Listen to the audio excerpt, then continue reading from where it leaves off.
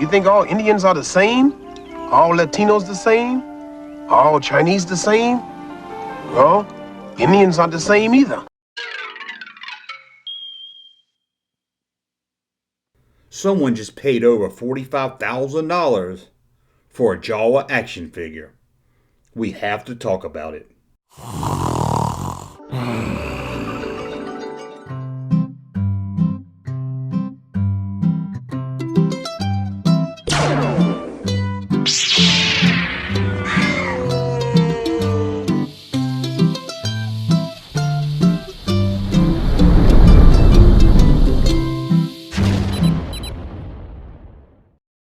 Welcome back to the Junk Room, everybody. It's me, the Junkman, coming back to tell you about some junk.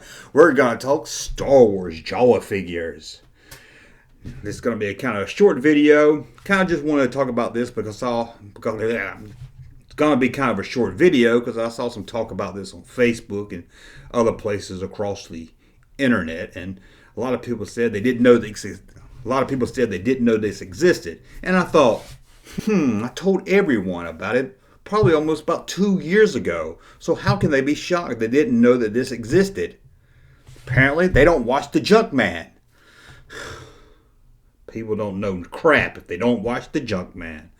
In that video, I did 10 things you probably didn't know about the Kenner Star Wars line, but that was close to 2 years ago, so I thought I'd at least talk about this figure again in its own video. You know, we all know about the vinyl cape Jawa. Don't we? Don't we all know about that? If you don't know about that, the Jawa was released as part of the first original 12 Star Wars figures by Kenner in 1978. A very few of those, when they were first shipped out, had a Jawa with a vinyl cape, also known as a plastic cape Jawa, but most likely you've heard it as the vinyl cape Jawa. Now, the Jawa that got released that most of you had as a kid or have now is a cloth cape. What's the difference? Well, that's the cloth cape. Why do they call it a cloth cape?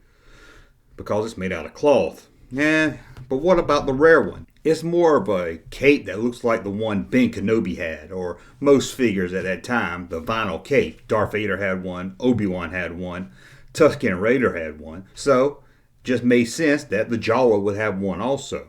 As you can see with this picture side by side, the cape looks a lot like the Obi-Wan cape, just cut down. Although if you look at it close, you can tell the color is different. Back in the 90s, people were cutting Obi-Wan capes up to make Jawas to try to sell them on the internet, and a lot of people probably got ripped off. So know your colors. One, the armhole's a different size, and the color is different. Now this Jawa was released on an original 12-back Star Wars card, and is very rare. To find this figure loose is rare. To find it on a 12-back card, whew. Have you ever been accused of doing something you didn't do? Well, it happened to me in Mexico City. You can get the Jawa with the vinyl cape on the original 12-back card, usually for around $12,000 to $15,000. That's more money than that Nigerian prince wanted when he asked me for help in an email. Sure was glad I helped him. Never heard back from him, but I did have to sell 2 cars and take out a loan, but I'm sure it was worth it. Anyway, if that figure sells for around $11,000 to $15,000, why did one just sell for about $45,000? What's so different? You have a rare figure, but why is this one so much more expensive? Did somebody just have too much money to throw away, so they just bought it anyway? Nope. This is rare on rare. You know, it's easy to get lost in the desert. This was a vinyl cape Jawa released on an Empire Strikes Back card. That's right. Everyone knows the Jawa was first released on the 12-back Star Wars card in 1978, and it was quickly changed to the cloth cape. So how did this get on an Empire Strikes Back card? Is it fake? Well, when one was found, for years everyone thought it had to be a fake.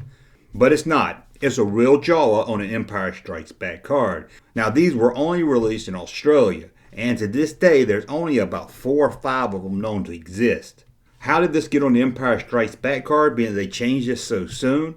We don't know really why it ended up on an Empire Strikes Back card so late in the Star Wars run. We're talking 1980 here. I would have to guess that the toy factory in Australia has some of these loose, and with the new movie coming, they just threw it in a card and shipped it out to stores. a very small number. Again, there's only about 4 or 5 that's known to exist. Now, when this first turned up in the 90s, everyone thought it had to be fake.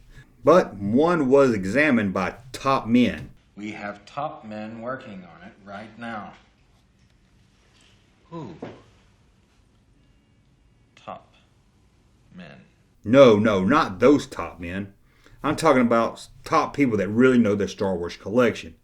Not only did they use magnifying glasses, a black light, they know what people use to fake carded figures. And a lot of these experts went into looking at this figure trying to prove that it was fake. But nope, it was real. There really was a vinyl cape Jawa on an Empire Strikes Back card. If a stranger offered you a toy, take off. At one time, even grading companies like FAA wouldn't grade it because it was so extremely rare and thought it would never exist. But they even accepted that this was real and started grading it. Well, I pity the fool that makes that mistake. So how did this one get on the market that just sold? Well, it was sold by a company in Australia called Lobos Collectibles. You'll notice in the picture of it, it says it sold for $65,000, but that's Australian money. I'm not sure what you call Australian money, but I looked it up, and actually the number that it sold for, if you convert it to US dollars, is $42,998.16. And that whole time I've been saying close to $45,000. I guess it's closer to $43,000. Sorry about that. I don't feel like going back and starting the whole video over. Get over it. So please don't brag.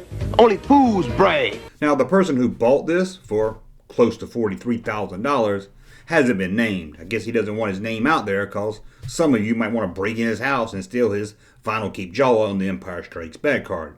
I wouldn't blame you if you did, but let's not steal other people's Star Wars stuff. The bottom line is, we all have things that is very important to us that we don't want other people to touch. How would you feel if someone went through your stuff? I tell you, if I had just $43,000, I wouldn't buy a Jawa action figure. But if I had a lot more than $43,000, I would buy a Jawa action figure. Anyway, that's a look at the rare vinyl cape Jawa on an Empire Strikes Back card. Did you know about this figure? Did you know it was released on the Empire Strikes Back card? Again, I saw a lot of people say they didn't know it because they don't watch the Junkman. Well, I pity the fool that makes that mistake. Anyway, I want to thank you for watching. Like I said, short video today, but I kind of just wanted to bring this up when I saw so many people saying they didn't know about it. Well, as always, please subscribe to the channel. Thumb up my video so I know you like my content. And till the next video, we'll talk again.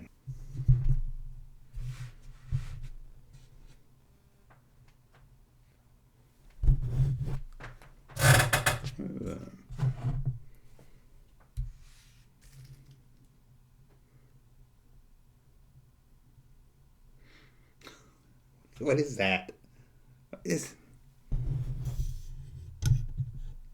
Oh, it's my nod to my mic. Okay, now I know what it is. Okay. Crazy. Squeaky chair. Okay. Thank you, sir, for that unsolicited testimony.